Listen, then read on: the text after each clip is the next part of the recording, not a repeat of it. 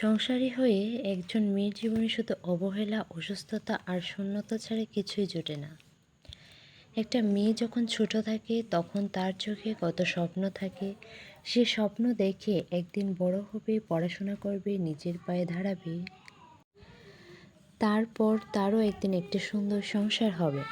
সেখানে থাকবে ভালোবাসা, সম্মান, মায়া আর আপন মানুষ। কিন্তু বাস্তব জীবন কি সবসময় সেই স্বপ্নের মতো হয়? অনেক মেয়েরই জীবন বিয়ের পর গল্পটা অন্যরকম হয়ে যায়। সংসার করতে করতে একসময় সে বুঝতে পারে যে মানুষগুলোকে আপন ভেবেছিল, তাদের কাছেই হয়তো তার কষ্টের কোনো মূল্য নেই। সকালে ঘুম থেকে ওঠা থেকে শুরু করে রাত পর্যন্ত সংসারের কাজ, সবার পছন্দের খাবার তৈরি করা, সন্তানদের দেখাশোনা করা, স্বামী ও পরিবারের যত্ন নেওয়া, সব কিছুতেই সে নিজের জীবনটাকে একটু একটু করে বিলিয়ে দেয়। এটা বাস্তব, কিন্তু এটাকে মেনে নিতেই হবে, আর এটা চরম সত্য। কিন্তু দিনের শেষে যখন তার নিজের একটু ভালোবাসা দরকার হয়, তখন কেউ জিজ্ঞেস করে না তুমি কেমন আছো। এই ছোট্ট প্রশ্নটাই কখনো একজন সংসারী মেয়ের কাছে পৃথিবীর সবচেয়ে বড় পাওয়া হয়ে দাঁড়ায়। কারণ সে সব সময় অন্যদের কথা ভাবে, কিন্তু তার কথা ভাবার মানুষ কয়জন? একজন মেয়ে যখন অসুস্থ হয় তখনও অনেক সময় সে নিজের অসুস্থতাকে লুকিয়ে রাখে। কারণ সে জানে, আমি অসুস্থ হয়ে পড়লে সংসারটাকে সামলাবে কে। শরীর খারাপ হলে রান্না করতে হয়, মাথা ব্যথা হলে সন্তানকে দেখতে হয়, জ্বর থাকলেও ঘরের কাজ থেমে থাকে না। কখনো কখনো নিজের শরীরটা এতটাই খারাপ হয়ে যায়, পাশে বিছানা থেকে উঠতেও কষ্ট হয়। তবুও সে উঠে দাঁড়ায়, কারণ সে একজন মা, কারণ সে একজন স্ত্রী, কারণ সে একজন সংসারী নারী। কিন্তু প্রশ্ন হলো, এই নারীর যত্ন নেওয়ার দায়িত্বটা কার? যে মানুষটা সারাদিন সবার যত্ন নেয়, তার যত্ন নেওয়ার জন্য কি কেউ থাকে? অনেক সময় থাকে না। আর তখনই শুরু হয় এক অদৃশ্য শূন্যতা।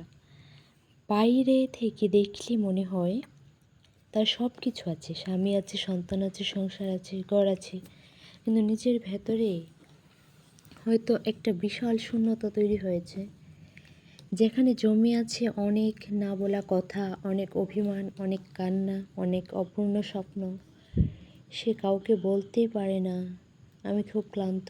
সে বলতে পারে না আমারও একটু ভালোবাসা দরকার। সে বলতে পারে না আমাকেও একটু সবাই বুঝুক।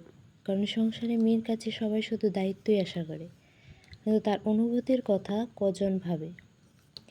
একটা মেয়ে বিয়ের পর শুধু একজনের স্ত্রী হয় না, সে হয়ে যায় একজনের বউ, একজনের মা, কারো ভাবি, কারো পুত্রবধূ। সব সম্পর্কের দায়িত্ব তার কাঁধে এসে পড়ে। কিন্তু সে সবসময় সম্পর্কের মাঝে কোথায় যেন হারিয়ে যায় সে নিজে। তার নিজের পছন্দ কী, তার নিজের স্বপ্ন কী, সে কী চায়, কখনো কি সে জানতে চায়? হয়তো এক সময় সে গান গাইতে ভালোবাসতো, হয়তো বই পড়তে ভালোবাসতো, হয়তো চাকরি করতে চেয়েছিল, হয়তো নিজের একটা পরিচয় তৈরি করতে চেয়েছিল। কিন্তু সংসারের ব্যস্ততায় সেই স্বপ্নগুলো একদিন ধুলো পড়া পুরনো বাক্সের মতো হয়ে যায়। তবুও সে হাসে, কারণ তার কান্না দেখলে সংসারে সমস্যা হবে। তাই সে নিজের কষ্ট লুকিয়ে হাসে। যখন কেউ জিজ্ঞেস করে তুমি তো ভালোই আছো তাই না, সে মুচকি হেসে বলে হ্যাঁ আমি ভালোই আছি।